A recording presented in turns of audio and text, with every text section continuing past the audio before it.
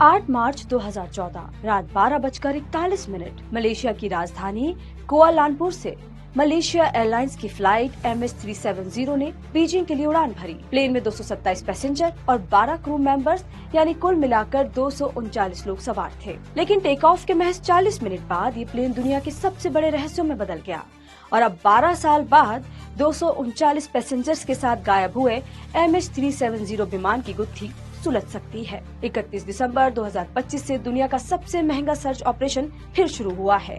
Malaysia के transport ministry के मुताबिक नए तरीके से प्लेन की लोकेशन का अंदाजा लगाया गया है। आज मंडे मेगा स्टोरी में MH370 फ्लाइट की मिस्ट्री और इसके सर्च ऑपरेशन से जुड़ी पूरी कहानी। 8 मार्च 2014 को MH370 प्लेन टेक ऑफ के 20 मिनट बाद 35,000 फीट की ऊंचाई पर पहुंच चुका था। रात करीब 1:19 पर मलेशिया एयर ट्रैफिक कंट्रोल ने पायलट से कहा, अब आप हो ची मिन्ह सिटी से संपर्क करें। पायलट ने जवाब दिया, गुड नाइट। यही MH370 का आखिरी शब्द था। इसके बाद ना तो वियतनाम ATC से संपर्क हुआ और न ही रडार पर प्लेन दिखा और कुछ ही मिनटों में MH370 पूरी तरह गायब हो गया। फ्लाइट के गायब होने के 5 घंटे बाद मलेशिया एयरलाइंस ने जानकारी दी कि फ्लाइट MH370 मिसिंग है। जांच में मिलिट्री रडार डेटा सामने आया। पता चला कि प्लेन ने अचानक राइट और फिर लेफ्ट टर्न लिया है। ये बीजिंग की बजाय उल्टी दिशा में मलक्का स्ट्रेट से होते हुए हिंद महासागर की ओर चला गया है। रात 2:11 से सुबह के 8:11 तक सैटेलाइट से हैंडशेक सिग्नल मिलते रहे। इन्हीं सिग्नल से वैज्ञानिकों ने 7th आर्क नाम का इलाका तय किया, जहां प्लेन के गिरने की सबसे ज्यादा संभावना मानी गई। ये इलाका हिंद महासागर के दक्षिणी हिस्से में आता है, जो ऑस्ट्रेलिया के पास है। पर आखिर MH370 प्लेन के साथ क्या हुआ? सटीक जवाब किसी को नहीं पता, लेकिन 6 बड़ी थ्योरीज चलती रही है। पहली थ्योरी, कैप्टन ने सुसाइड के लिए रूट बदला।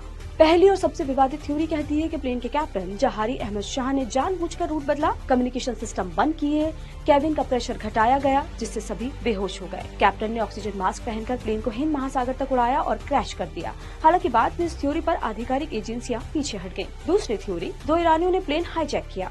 इस थ्योरी के मुताबिक 2 यात्रियों ने कॉकपिट में घुसकर प्लेन हाईजैक किया, फिर ट्रांसपॉन्डर और अन्य कम्युनिकेशन सिस्टम को बंद किया। इसके बाद वो प्लेन को हिंद महासागर की ओर दूर ले गए और वहीं कहीं क्रैश कर दिया। तीसरी थ्योरी, टेक्निकल फेलियर से आग लगी, फिर प्लेन क्रैश हुआ।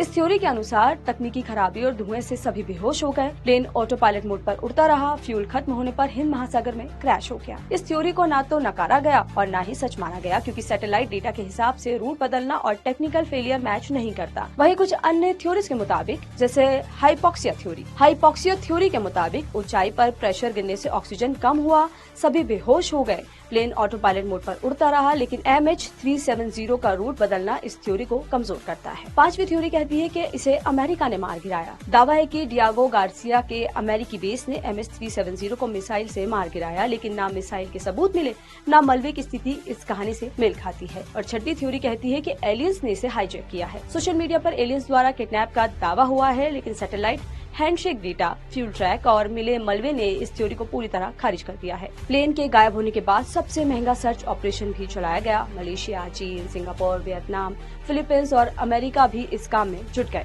हिंद महासागर का इलाका बेहद दुर्गम था, जहां 3 साल और $200 मिलियन की खोज के बाद भी MH370 नहीं मिला। बाद में साइंटिस्ट डेविड ग्रिफिन ने हवाओं के आधार पर नई क्रैश साइट बताई, लेकिन 2018 की खोज भी नाकाम रही। खोज करने वाले दल को ऐसे 30 से ज्यादा टुकड़े मिले हैं जो MH370 के हो सकते हैं।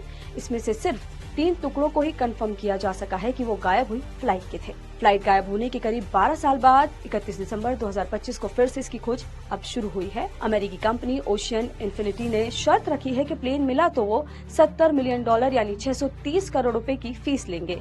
ये 55 दिन का सर्च ऑपरेशन होगा, जिसमें आधुनिक अंडर वाटर मशीनें 6000 मीटर गहराई तक समुद्र का 3D मैप तैयार करेंगी। लेकिन 12 साल पहले गायब हुए प्लेन को खोजना जरूरी क्यों है? एविएशन जर्नलिस्ट जोश आयर कहते हैं, MH370 के अचानक रडार से गायब होने के बाद उसे ट्रैक नहीं किया जा सका।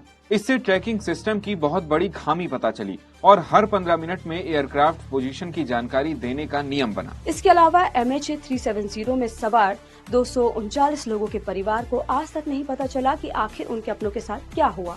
वो कई साल से डिमांड कर रहे हैं कि उन्हें सच पता चले। मंडे मेगा स्टोरी में इतना ही।